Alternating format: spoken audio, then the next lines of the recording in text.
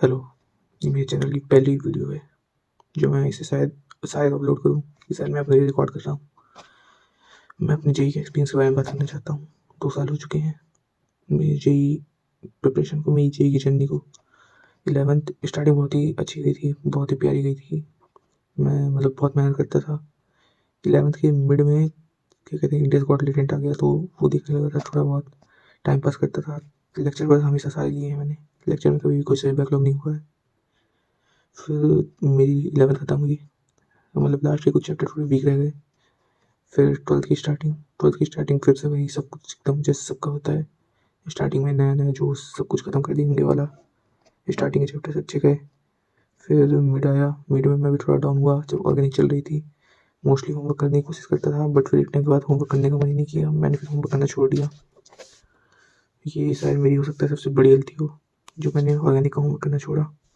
फिर उसके बाद इनऑर्गेनिक का टाइम आया। इनऑर्गेनिक मैंने बैच से नहीं पढ़ी, खजाना से पढ़ी, क्योंकि मुझे ओम पांडे सर का समझ में आता था। फिर उसके बाद मैथ्स की अगर हम लोग बात करें तो मैथ्स मैथ्स मेरी ठीक मतलब मैथ्स मैंने ठीक ठाक प्रिपेयर की थी, पर एग्ज़ाम के टाइम पे कुछ याद ही नहीं आई, सब कुछ ब्लैंक हो गया मैं टोटली, जब मुझे मेन याद रहना चाहिए था। मेरा सेंटर लगभग 400 किलोमीटर दूर पड़ा था, तो मैं एक दिन पहले ही उस सेंटर जिस सिटी में है वहाँ जाके रूम ले लिया था, ताकि मैं अगले दिन टाइम पे पहुँच सकूँ। एंड देन मैं गया वहाँ, बहुत ही लीनिएंट चेकिंग थी, अगर कोई चीटिंग करना चाहता तो आराम से कर सकता था, और अगर बगल में कोई बैठा हो तो वो उससे आराम से पूछ सकता था। बहुत ही कम मतलब स्ट्रिक्टनेस थी। मैं नहीं पूछ पाया किसी से, क्योंकि मेरे बगल कोई भी नहीं था, खाली थी मेरे बगल की सीट्स। मेरा जी जैसा गया वैसा गया, जाने दो वो सब। फिजिक्स ठीक ठाक, केमिस्ट्री खराब, केमिस्ट्री बहुत टफ थी, मैथ्स तो भयानक थी, पूछो ही मत। 23rd जैन शिफ्ट 1 थी, बता दूँ मैं। 23rd Jain shift 1, 23rd Jain shift 2 दोनों ही सबसे भयानक शिफ्ट आई थी अभी तक मैं जेई में। और इस साल तो जेई का लेवल पिछले साल से बहुत ही ज़्यादा ऊपर हो भी चुका है, तुम्हें पता ही होगा, देखा ही होगा तुम लोगों ने भी कुछ ना कुछ।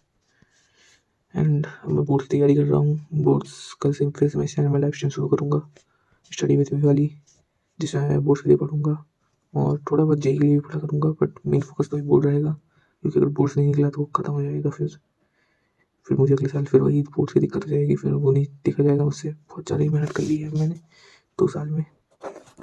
2 साल से मैं कहीं घर से नहीं निकला हूँ, किसी दोस्त से बात नहीं की है, बस यहीं घर में हूँ, घर ही में हूँ। सब चिल कर रहे हैं, घूम रहे हैं, जा रहे हैं दोस्तों के साथ, मैं नहीं जा पा रहा, मैं घर में हूँ।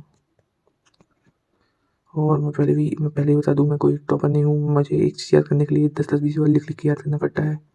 तुम बोलोगे कि क्या बात कर रहा है, बट हाँ मेरे साथ यही है, मुझे एक बार में याद नहीं होता कोई सी भी चीज़।